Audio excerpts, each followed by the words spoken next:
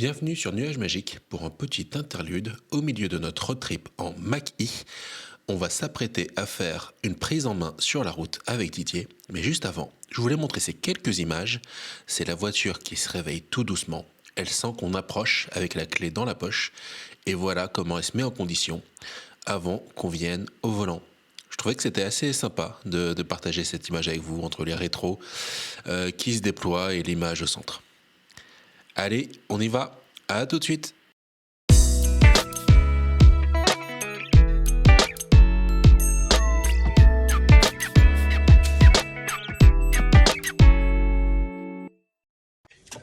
Les premières choses qui me surprend, c'est que je suis nouveau dans une voiture normale, entre guillemets, une voiture ordinaire, comme j'avais avant. Alors à part, c'est vrai qu'on sent que il y a quelque chose sous le capot, mais c'est vrai qu'à les manœuvres là, c'est un petit peu différent de l'ordinaire. Par contre, il n'y a pas de frein à moteur. Il y a pas mal de modes différents. Je te montre où aller, après tu les bascules comme tu veux. Donc là, on est dans le mode Whisper, chuchoter, je crois, ou murmurer. Oui, ouais, c'est murmurer. ça. Le mode actif, c'est le mode du quotidien. Et le mode Untamed, c'est un peu t'as toute la puissance, t'as tout qui te crache à la gueule comme ça peut. Donc tu basculeras dans les modes comme tu veux. On va le laisser comme ça, puis Ouais, devant, tu vois, il y a un MX-30. C'est bien ça, un MX-30. Ouais. Et là, par contre, même en full, tu as 136 chevaux pour 1 tonne 8 et tu fais 150 km d'autonomie. C'est celle où ils vont mettre un prolongateur d'autonomie à moteur à piston rotatif qui va cracher son huile, qui va cracher... Enfin, voilà. Le prolongateur d'autonomie, pour moi, mon feeling, c'est peut-être qu'il y a certains corner cases, certains cas bien spécifiques où ça a du sens. Pour moi, c'est surtout pour rassurer les gens et leur dire, bah, ça y est, vous pouvez passer à l'électrique.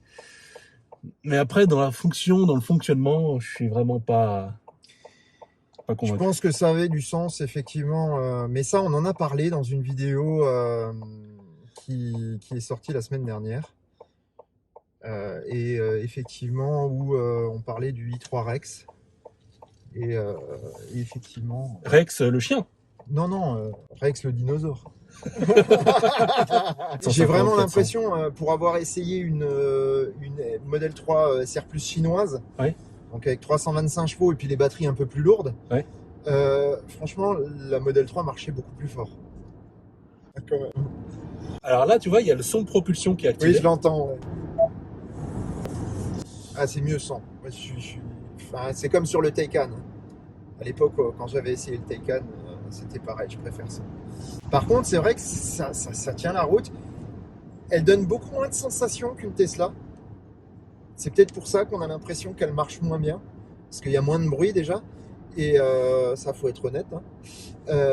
Par contre, on voit le compteur qui monte. Et ça peut par contre être surprenant.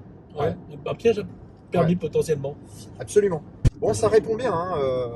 Alors après, il y a toujours cette histoire d'aller toucher le frein. Ça m'énerve. Je peux pas faire une conduite, une pédale. Mais bon, un conducteur de voiture thermique sera pas perdu. Alors, t'as un mode conduite, une pédale. Ah bah allez. Bah, tu vois, c'est comme dit, c'est des choses que j'ai pas... Ah, ça c'est mieux. Ah, c'est mieux là. Ah oui, ça c'est beaucoup mieux. Ça c'est beaucoup mieux. Je pense qu'ils ont essayé d'en mettre un peu pour tout le monde. Ils ont mis tout un tas de modes pour que chacun y retrouve ce qu'il a envie d'y trouver. Donc, le son de propulsion, toi comme moi, on n'est pas fan, mais je suis certain, et surtout aux États-Unis, qu'il y a des gens qui sont accros de ça. Ah ben bien sûr. Et en même temps, vu le silence de bord, ça a peut-être du sens aussi pour avoir une information auditive de la vitesse. Après, on en parlait hors vidéo tout à l'heure, et on se disait que le SUV, au final, pour une famille, c'est peut-être pas ce qu'il y a d'idéal. Le truc, c'est qu'aujourd'hui, t'as pas un monospace familial électrique qui mette d'accord tout le monde. Oui, on est d'accord. Ça manque, peut-être. Je pense. Par contre, soit dit en passant, on parle aujourd'hui de SUV pour un modèle X ou un modèle Y. Je suis désolé, c'est pas un SUV, ni l'un ni l'autre. Ce sont clairement des coupés monospaces. Ouais. C'est une nouvelle génération. C'est vrai. C'est-à-dire que l'espace qu'on peut avoir dans un modèle Y ou dans un modèle X, ça n'a rien à voir avec ce type de voiture. Mais rien du tout. Elles sont conçues pour l'espace intérieur. Et ça, on ne le retrouve pas ici. Moi, je me sens à l'étroit dans cette auto. J'ai l'impression d'être dans une toute petite auto. Pour avoir roulé en i3 il n'y a pas très longtemps, je trouve que la i3 est plus grande. Elle donne plus de sensation d'espace. C'est vrai. Parce qu'elle est peut-être organisée différemment, de manière plus épurée. Enfin... C'est ça. Mais à la conduite, très très bien. Moi, c'est une auto que je trouve vraiment dans l'air du temps. Vraiment adaptée à ce qu'on veut en faire aujourd'hui.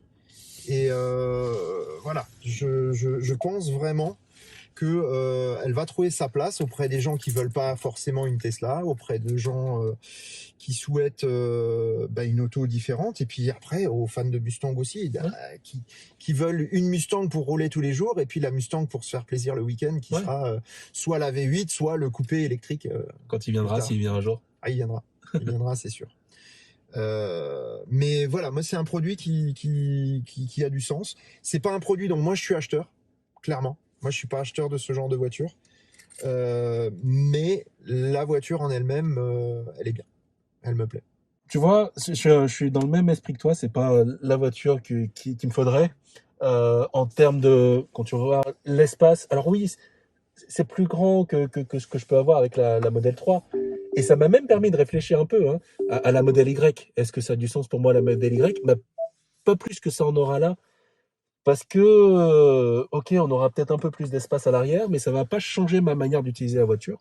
Mmh. Et tu sais quoi, je pense de plus en plus au Cybertruck comme un véhicule familial et loisir, pour des loisirs un peu encombrants, pour venir avec le gamin qui a son équipe de foot, avec 3 places à l'avant, 3 places à l'arrière, avec des trucs à l'arrière, des vélos qu'on fout facilement dans la voiture. Enfin, j'en suis venu au point où je me dis, ok, si on a besoin d'une autre voiture, ce sera pas un SUV, ce sera une voiture loisir.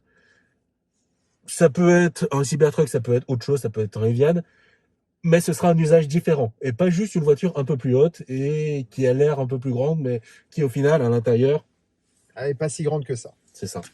On arrive au bout de cette prise en main avec Didier. Cette vidéo, c'était plus une interlude. Si vous voulez voir la vidéo complète, je vous recommande d'aller sur la chaîne de Didier, The Choucroute Garage. Vous aurez le trajet complet. Moi, de mon côté, je lui fais un grand merci. Merci de m'avoir reçu. Merci pour le temps passé ensemble au-delà des vidéos. Merci pour les images. Et je te dis, Didier, à la prochaine. Et pour les autres, la série Mach-E continue, notamment avec la suite du road trip.